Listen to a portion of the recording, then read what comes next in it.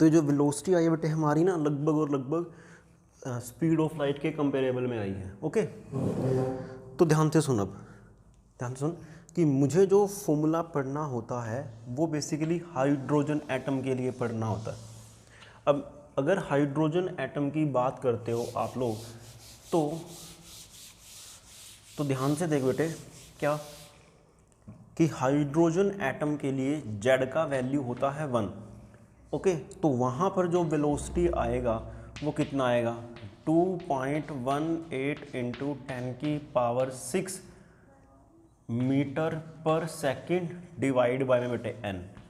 Okay, n फिर से वही बात है, अगर आप n का वैल्यू 1 पुट करते हो तो k शेल, n का वैल्यू 2 पुट करते हो तो l शेल, n का वैल्यू 3 पुट करते हो तो m शेल। तो ध्यान से देख, जो वेलोसिटी है ना बेटे वो इन्वर्सली प्रोपोर्शनल है इस n के।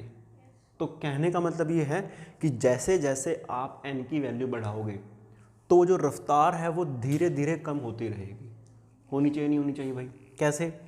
अगर आप n का वैल्यू 1 पुट करोगे तो वेलोसिटी कितनी आएगी बेटे? वो आएगी Vn equal to 2.18 into 10⁻⁶ metre per second. समझ पाए नहीं समझ पाए? n का, अच्छा ये कौन सा शेल होगा बेटे? ये k शेल हो जाएगा आपके पास, होगा नहीं होगा भाई? ओके जी, बहुत बढ़िया। उसके बाद V2 पुट करोगे तो कितना आंसर आया बेटे? वो आएगा 2.18 इंटू 10⁻⁶ मीटर पर सेकेंड। तो कौन सा शेल बन गया बेटे? ये डिवाइड बाय में 2, तो कौन सा शेल बन गया बेटे? ये L शेल बन गया। ठीक है, ओके। तो जैसे जैसे आप दूर जाते रहोगे, न्यूक्लियस से दूर जाते रहोगे, तो जो रफ्तार है इलेक्ट्रॉन की उसके चारों तरफ घूमने की वो धीरे धीरे कम होती रहेगी। ठीक है, ठीक है जी। अब ध्यान से दे बेटे कि ना सबसे ज़्यादा जो वेलोसिटी होती है इलेक्ट्रॉन की वो कब होती है? जब वो के शेल के अंदर हो। ओके, तो मैंने क्या करा इसको बेटे, मैंने क्या करा, मैंने ना सी को डिवाइड कर दिया किसके साथ बेटे? सी डिवाइड बाय में V1 कर दिया। सी का वैल्यू कितना है? वो है 3 × 10⁸ मीटर पर सेकेंड, अभी भी लिखा था मैंने। डिवाइड बाय में जैसे आप V1 करोगे तो आपके पास कितना आया बेटे? 137 आंसर आएगा। कितना आएगा? 137। तो मेरा कहने का ये मतलब है कि जो जब इलेक्ट्रॉन घूमता है ना पहले वाले रेडियस के अंदर, मतलब के शेल के अंदर, तो उसका जो रफ्तार होता है ना वो स्पीड ऑफ लाइट का 1/137 होता है। ठीक है, और इस 1/137 को आप हायर स्टडी में पढ़ोगे फाइन स्ट्रक्चर कांस्टेंट। क्या पढ़ोगे बेटे? Fine structure constant. ओके, कई बार इसको हम अल्फा से भी लिख देते हैं, डोंट वरी, वो बाद की बात है। बट अभी के लिए आपके लिए इतना समझना है कि अगर मैं रेडियस बढ़ाऊंगा तो रेडियस कॉन्टिन्यूसली स्केयर की फॉर्म में इंक्रीज करेगा, बट जो वेलोसिटी है वो डिक्रीज करेगी इन्वर्सली प्रोपोर्शनल बेटे, वो किसके? 1/n के। ओके, तेरे से पूछ लेगा कि दूसरे वाले ऑर्बिट के अंदर यानी कि L शेल के अंदर और N शेल के अंदर उनकी वेलोसिटी का रेशियो बताओ, तो आसानी से बता सकते हो बेटे इस वाले फॉर्मूले से।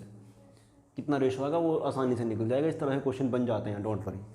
ओके, ठीक है जी। अब हम बात करते हैं बेटे किसका? एनर्जी का। किसका बात करते हैं? एनर्जी का, कि हमें एनर्जी कैसे निकालते हैं उसकी, किसी के बेटे? इलेक्ट्रॉन का।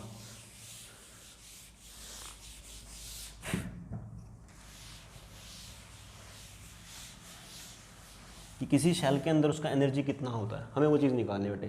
तो जो एनर्जी होती है बेसिकली मैं लिखता हूँ बेटे टोटल एनर्जी। कौन सी एनर्जी बेटे? यहाँ पे टोटल एनर्जी। टोटल एनर्जी कितनी बनेगी? वो बनेगी काइनेटिक एनर्जी प्लस में पोटेंशियल एनर्जी। यही बननी चाहिए भाई, है ना। जब इलेक्ट्रॉन घूमेगा किसके, सपोज कर कि तेरे पास क्या है, ये न्यूक्लियस है, इसके ऊपर चार्ज कितना बेटे? ZE है, और इलेक्ट्रॉन उसके चारों तरफ ऐसे घूम रहा है। ओके, क्लियर है। तो अगर इसकी रफ्तार है बेटे v और रेडियस ऐसा कितना बेटे? Rn है, तो ऑब्वियसली तो काइनेटिक एनर्जी बनेगी 1/2 मास ऑफ इलेक्ट्रॉन इंटू उसकी वेलोसिटी का होल स्क्वायर। ठीक, पोटेंशियल एनर्जी कितनी बनेगी? वो बनेगी k। याद कर पोटेंशियल एनर्जी फॉर्मूला कितना है कि अगर दो चार्ज पार्टिकल हैं तो उनके बीच की पोटेंशियल एनर्जी होती है k Q1 Q2 divide by में r। तो k Q1 कितना बेटे? वो है ZE, है ना ZE, और इलेक्ट्रॉन के ऊपर चार्ज है E मतलब -E डिवाइड बाय में कितना है बेटे? यहाँ पे आएगा Rn। क्लियर है मेरी बात बेटे? ठीक है, ओके, ठीक है जी, बहुत बढ़िया। अब ध्यान से सुन, आपके पास ना एक टर्म आई थी। क्या टर्म आई थी बेटे? Vn स्क्वायर था, तो आपके पास वेलोसिटी आई थी, या फिर आपके पास बेटे ये आई थी, ये वाली टर्म आई थी। तो आपके पास जब वेलोसिटी आई थी तो तू उस वेलोसिटी को वहाँ से निकाल और इसके अंदर पुट कर दे, ठीक है, कर सकते हो ऐसे। तो हमारे पास जो वेलोसिटी का फॉर्मूला आया था बेटे वो याद कर, जस्ट यहाँ पे हमें आपको वेलोसिटी का जो फॉर्मूला आया था एंड में हमें वो पुट करना है और यहाँ पे आर एन का फॉर्मूला पुट करना है। तो पुट कर दे भाई। वी एन का फॉर्मूला कितना था, तो वो था बेटे 1/2m। वी एन का जो फॉर्मूला था वो कितना था बेटे, वो था कि E square 2π Z over h into में n का होल स्क्वायर। ये वी एन की वैल्यू है बेटे, ये इतनी सारी, ठीक, माइनस के जेड ई इंटू में ई डिवाइड बाय में आर एन कितना तेरे पास, आर एन तेरा याद कर, R N H square N square H square N square into में, इसको मैं रब कर देता हूँ, H square N square into में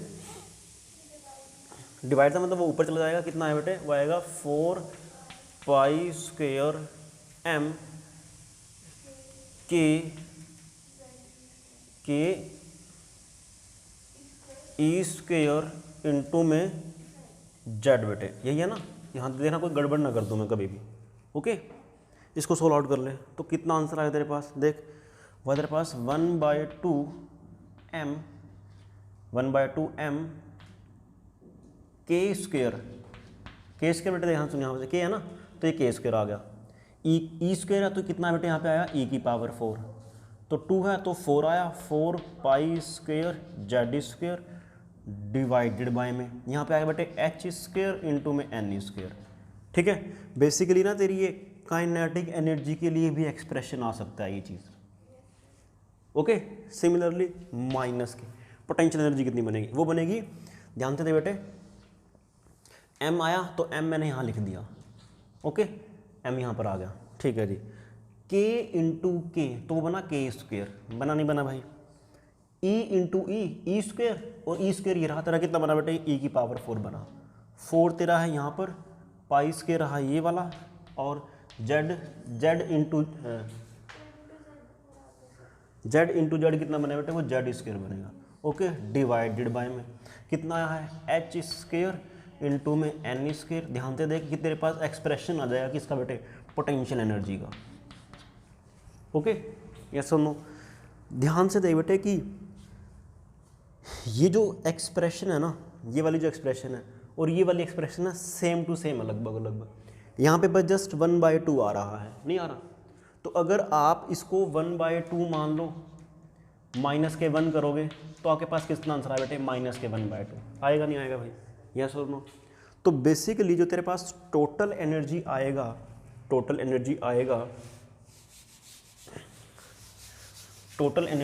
बेटे, वो किसके बराबर आएगा, वो आएगा, ध्यान से सुन, टोटल एनर्जी का सीधा फॉर्मूला लिख रहा हूँ मैं, कितना है बेटे 1/2, ये टर्म तो सारी की सारी बेटे कांस्टेंट है, आपने इसको कॉमन ले लिया तो 1/2 माइनस 1 तो कितना बेटे माइनस के 1/2 इंटू ये सारी की सारी टर्म कौन सी वाली, m के स्क्वेयर ई की power 4π square Z square, okay, divide by में एच स्क्वेयर इंटू में एन स्क्वेयर। ध्यान से देख ये वाली जो तेरी टर्म है ना वो तेरी कांस्टेंट टर्म है, ओके, सारी की सारी। जब मैंने सारी की सारी, अच्छा ये 1/2 तो कॉमन आएगा, ऑब्वियस होता है कांस्टेंट है बेटे। जब मैंने सारी की वैल्यू पुट करी तो नेगेटिव आ गया यहाँ पे, इन सभी की वैल्यू आती है बेटे 13.6 जेड स्क्वेयर डिवाइड बाय में एन स्क्वेयर, और ये जो एनर्जी आती है ये तेरी आती है इलेक्ट्रॉन वोल्ट के अंदर, किस में आती है, इलेक्ट्रॉन वोल्ट के अंदर आती है बेटे, ठीक है। बेसिकली ये वाली जो एक्सप्रेशन है ना तेरी, ये काइनेटिक एनर्जी के लिए एक्सप्रेशन है, ये वाली जो एक्सप्रेशन है ये तेरी पोटेंशियल एनर्जी के लिए एक्सप्रेशन है, और ये वाली जो एक्सप्रेशन है बेटे तेरी, ये तेरी टोटल एनर्जी के लिए एक्सप्रेशन है। ध्यान से देख बेटे कि जो तेरी टोटल एनर्जी है ना, ये वाली तेरी टोटल एनर्जी है, ऑब्वियस ही बात है, ये काइनेटिक एनर्जी का नेगेटिव है, नहीं है ना बेटे। सिमिलरली जो तेरी पोटेंशियल एनर्जी है बेटे वो ये वाली है, नहीं है, वो पोटेंशियल एनर्जी मतलब जो आपकी पोटेंशियल एनर्जी है बेटे वो इस काइनेटिक एनर्जी का डबल है मैग्नीट्यूड वाइज में। तो क्या मैं ये रिलेशन लिख सकता हूँ कि जो मैग्नीट्यूड होगा बेटे टोटल एनर्जी का, मैग्नीट्यूड मतलब नेगेटिव की बात नहीं कर रहा हूँ, टोटल एनर्जी का मैग्नीट्यूड मतलब नेगेटिव हटा दिया मैंने, तो वो काइनेटिक एनर्जी के बराबर आया बेटे, आया नहीं आया? वो बराबर होगा किसके बेटे? पोटेंशियल एनर्जी के हाफ के। नहीं होना चाहिए ध्यान से, इसके तो हाफ है ना ये वाली टर्म, तो इस तरह से मैं इसको लिख सकता हूँ। तो कई बार आपको दे देगा भी काइनेटिक एनर्जी ना आपको 3.4 इलेक्ट्रॉन वोल्ट दे रखा है, तो तुमसे पूछेगा पोटेंशियल एनर्जी कितना भाई, तो उसकी डबल कर दे भाई, ठीक है। तेरे को बोल देगा कि काइनेटिक एनर्जी तेरे को दे रखा है 3.4 इलेक्ट्रॉन वोल्ट दे रखा है, तो बता टोटल एनर्जी कितना है, तो उसके सामने क्या कर दे, नेगेटिव लगा दे, माइनस के 3 इलेक्ट्रॉन वोल्ट, 3.4 इलेक्ट्रॉन वोल्ट। अभी जो नेगेटिव इंडिकेट करता है ना, ये इंडिकेट करता है कि उनके बीच में अट्रैक्शन है, बेसिकली रिपल्सन नहीं है, वो दूर नहीं जाएगा, वो उसके पास ही रहेगा, मतलब अट्रैक्शन है। जैसे सूरज के चारों तरफ कौन घूम रहा है बेटे?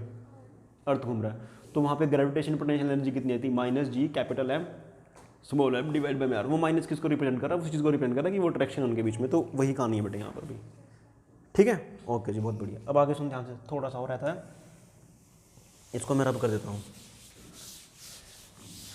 तो यानी कि जब आप n = 1 पुट करोगे, अच्छा हमारे पास कौन सा एटम है बेटे? हाइड्रोजन एटम है, 4H एटम। तो जो Z का वैल्यू है वो कितना बेटे? 1 है। Z का वैल्यू हमेशा ही 1 होता है हाइड्रोजन एटम के लिए। तो जो तेरे पास एनर्जी आई है, सपोज कर ये किसी भी ऑर्बिट के अंदर एनर्जी है, तो उसको मैंने En लिख दिया बेटे, किसी भी ऑर्बिट के अंदर। तो Z का वैल्यू 1, तो माइनस के 13.6 डिवाइड बाय में Na²। ओके, अगर आप n का वैल्यू 1 पुट करते हो तो मतलब आप K शेल की बात कर रहे हो। तो जैसे ही K शेल की बात करोगे तो उसके अंदर जो एनर्जी आएगा वो आएगा बेटे E1, वो किसके बराबर आएगा? 13.6 इलेक्ट्रॉन वोल्ट। बेसिकली यहाँ पे नेगेटिव आना चाहिए। ओके, जब आप n का वैल्यू 2 पुट करोगे तो आप कौन से शेल की बात कर रहे हो? आप बात कर रहे हो बेटे L शेल की। तो कितना बेटे? माइनस के 13.6 डिवाइड बाय में 2 का स्क्वायर, यानी कि वो बना 4। तो -13.6 डिवाइड बाय में 4, वो आंसर देगा तेरे को कितना बेटे? माइनस के 3.4 इलेक्ट्रॉन वोल्ट। n की वैल्यू तू 3 पुट करोगे तो शेल कौन सा बना बेटे? M shell. वहाँ पे उसके अंदर घूमते हुए उसका जो एनर्जी आएगा उस इलेक्ट्रॉन का, वो कितना आया बेटे? वो आएगा माइनस के 13.6 डिवाइड बाय में 3 का स्क्वायर, यानी कि 3 का स्क्वायर मतलब 9।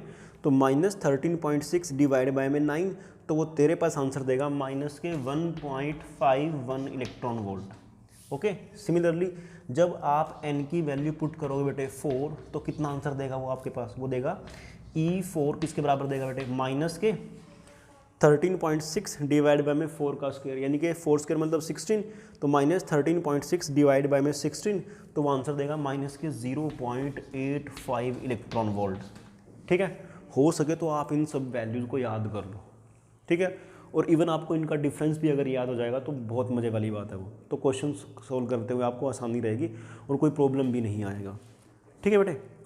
तो इस तरह से क्या ये हम उसका एनर्जी बता सकते हैं। तो सबसे कम जो एनर्जी है वो E1 के अंदर है, ठीक है। बाद में हम पढ़ेंगे इसको, हम क्या बोलते हैं इसको? ग्राउंड स्टेट भी बोल देते हैं, ठीक। E2 क्या बेटे? ये तेरी फर्स्ट एक्साइटेड स्टेट बोलती है, पढ़ेंगे, डोंट वरी। अभी के लिए तो इतना याद कर ले कि भाई हाँ, पहले वाले के अंदर इतनी एनर्जी, दूसरे के अंदर इतनी एनर्जी, तीसरे के अंदर इतनी एनर्जी, चौथे के अंदर इतनी एनर्जी, इस तरह से वो चल रहा है, ठीक है बेटे। अब एक लास्ट टर्म हो रहती है केवल और केवल कि हमें उसका ना फ्रीक्वेंसी निकालना होता है कि किस फ्रीक्वेंसी से वो घूमता है। चलो इसको हम कल ही डिस्कस कर लेंगे बाद में, ठीक है बेटे। चलो, तो हमने किस किस के बारे में पढ़ लिया? रेडियस के बारे में, वेलोसिटी के बारे में, एनर्जी के बारे में। और ये जो हमने निकाले हैं, हमने केवल और केवल 2 पास्टुलेट्स की वजह से निकाले हैं, जो पहले 2 पास्टुलेट्स थे। तो हमारे पास केवल और केवल फ्रीक्वेंसी बचता है। फ्रीक्वेंसी को हम फिर नेक्स्ट टाइम में डिस्कस कर लेंगे। ओके बेटे, थैंक यू।